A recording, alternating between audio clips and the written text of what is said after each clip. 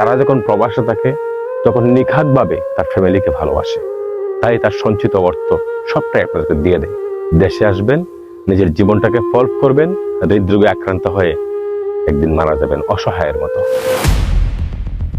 প্রবাসীদের টাকায় সংসার চলে, প্রবাসীদের টাকায় আমাদের জামা কাপড় হয়, প্রবাসীদের টাকায় আমাদের কুরবানির গরু হয়, প্রবাসীদের টাকায় আমাদের ঘর হয়, প্রবাসীদের টাকায় আমাদের সংসার চলে।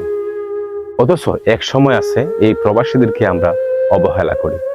এই প্রবাসী অনেক সময় আছে দেশে ফেরার পর সে তার নিজের কর্মসংস্থান করতে পারতেছে না। এমনও সময় আছে দেখা যায় যে প্রবাসীরা সারা জীবন প্রবাসী থেকে দেশে আসার পর তার অর্থ দিয়ে তৈরি করা ঘরের মধ্যে সে একটি জায়গা পাচ্ছে না, একটি রুম পাচ্ছে না। এটাও হয়। প্রবাসীদের মূল্যায়ন করার চেষ্টা করুন, প্রবাসীদেরকে বোঝার চেষ্টা করুন।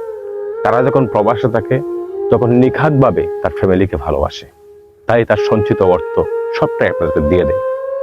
আবার এমনও আছে প্রবাসীদের স্ত্রী স্বামীর সাথে বেইমানি করে বসে, আবার এমনও আছে প্রবাসীর স্ত্রী তার সারা জীবনে সঞ্চিত অর্থ, প্রবাসীর সঞ্চিত অর্থ সে নিয়ে অন্য কোনো পুরুষের সাথে পালিয়ে যায়। এটাও বাংলাদেশে অহরহ করতেছে। তাই প্রবাসীদের উদ্দেশ্য করে একটি কথাই বলতে চাই, আপনি আপনার ফ্যামিলিকে অবশ্যই করবেন, কিন্তু আপনার আয় থেকে আপনাকে সঞ্চয় নিজের কাছে রেখে বাকিটা করুন, যাতে পরবর্তী একটা সময় আপনাকে আর পস্তাতে না হয়। আপনার থাকলে আপনি দিতে পারবেন, না থাকলে দিবেন কাকে? আপনার পকেট যদি শূন্য থাকে আপনি দিবেনটা কাকে? তাই বলবো, আপনার কাছে সিংহভাগ সঞ্চয়টা রাখার চেষ্টা করেন, আর যেটুকু না দিলে ফ্যামিলি চলবে না এটুকু দিয়ে রাখেন।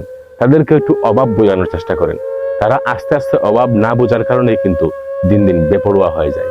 এবং খরচ এমন এক জিনিস, মানুষ দিন দিন খরচ বেড়ে যায়।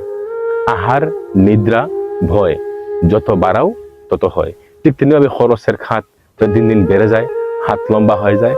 আপনাদের পাঠানো পরিশ্রমের টাকা আমরা মূল্যায়ন করতে পারি না। তাই সম্পদের সংকীর্ণতা থেকেই ভালো একজন পুরুষের, ভালো একজন মানুষের সৃষ্টি হয়। সম্পদের প্রাচুর্যতে ভালো মানুষের সৃষ্টি হতে পারে না। তাই বলবো, আপনাদের সঞ্চিত, আপনাদের রোজগারের অর্থ থেকে একটা ভাগ পাঠান, বাকি ভাগ আপনারা নিজেদের করে রাখার চেষ্টা করেন। কারণ আপনার হাতে থাকলেই আপনি আপনার আপনজনকে দিতে পারবেন। আর নয়তোবা দেশে আসবেন, নিজের জীবনটাকে ফল্ভ করবেন, হৃদরোগে আক্রান্ত হয়ে একদিন মারা যাবেন অসহায়ের মতো। সেদিন দেখবেন আপনার পাশে কেউ নেই। কারণ বর্তমানে মানুষ অর্থের স্কেলেই, অর্থর মানদণ্ডেই একটা মানুষকে বিবেচনা করে। ভালো থাকবেন। আসসালামু আলাইকুম।